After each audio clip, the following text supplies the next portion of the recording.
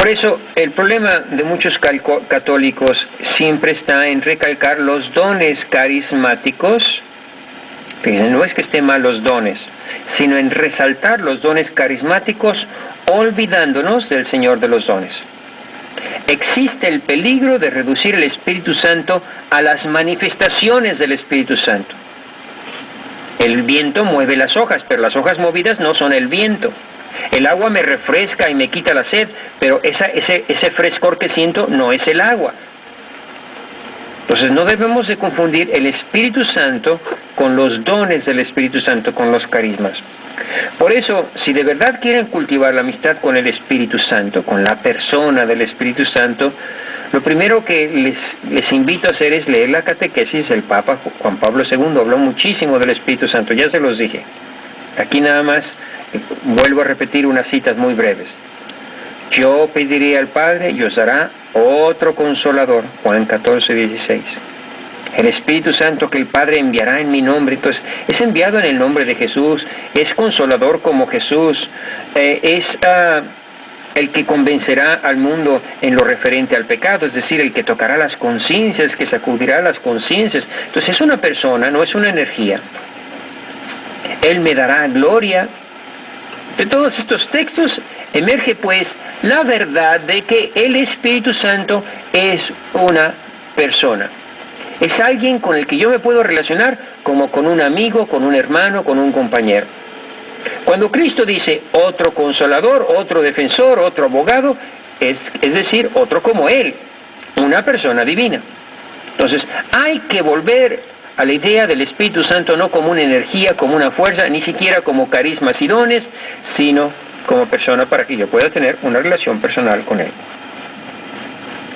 Otra cosa muy importante que dice el Santo Padre cuando dice el Espíritu Santo es abogado, no es nada más abogado nuestro, sino es abogado de la causa de Cristo.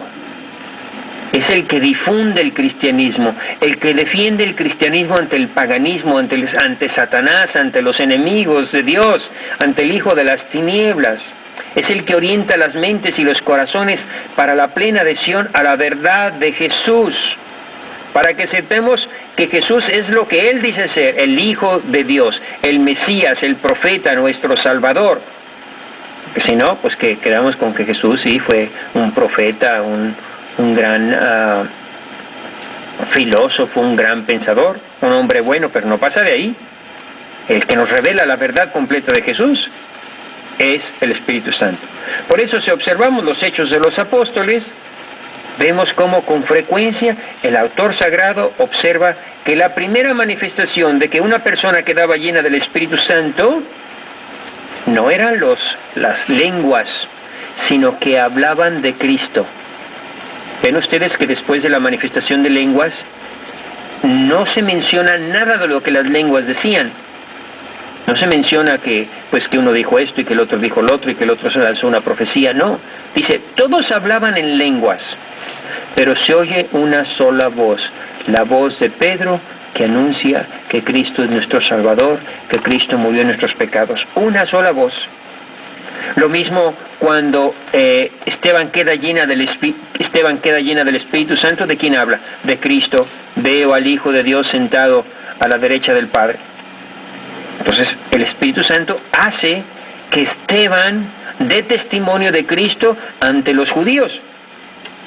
Después Pablo, también cuando le impone las manos a Ananías, un obispo de la iglesia, San Pablo queda lleno del Espíritu Santo y en ese momento se convierte en heraldo incansable de Cristo. Entonces, el Espíritu Santo es el abogado porque nos inspira a los cristianos a hablar de Jesús, a no quedarnos callados, a defender la verdad sobre Jesucristo, sobre su iglesia, sobre nuestra fe. Por eso, para evangelizar, los que queremos trabajar en la evangelización, los que queremos ser misioneros, necesitamos pedirle al Espíritu Santo que nos ayude. Por eso, para que vean, solo el Espíritu Santo es nuestro defensor. Solo el Espíritu Santo nos puede enseñar qué es lo correcto y qué no es lo correcto. Cuándo estoy trabajando para Dios y cuándo estoy trabajando para el diablo. Entonces, Por eso es el Espíritu Santo, sobre todo en tiempos de confusión, en tiempos donde ya no sabemos qué creer, el Espíritu Santo lo necesitamos.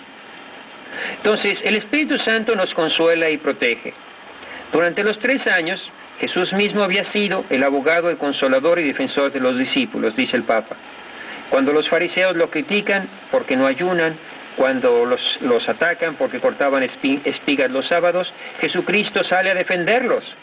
Pero una vez que Jesucristo se ha ido a los cielos, ¿quién va a defender a las ovejas de los ataques de los lobos y de la hostilidad del mundo? El Espíritu Santo es el que acompañará a la iglesia a lo largo de su peregrinar. Entonces la iglesia sin el Espíritu de la verdad, sin su defensor, sería presa de todos los enemigos y de todo tipo de error, porque llegaron muchos enemigos después para la iglesia. Primero llegaron los ataques del Imperio Romano, que casi lo destruyen. Después llegaron las herejías. Después llegaron las riquezas, que corrompió a muchos dentro de la iglesia.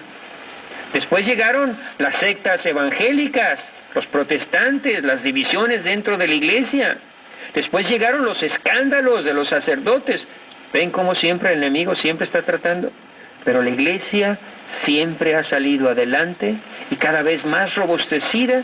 ¿Por qué? Por la fuerza del Espíritu Santo. Porque Cristo lo prometió. Él dio la promesa a su iglesia de acompañarla siempre con el Espíritu Santo. Yo pediré al Padre y os dará otro abogado. ¿Y ese abogado por cuánto tiempo nos lo va a dar? ¿Por una semana? ¿Y ya después se nos va a ir? ¿Nos va a cobrar? ¿Por cuánto tiempo nos va a estar con nosotros?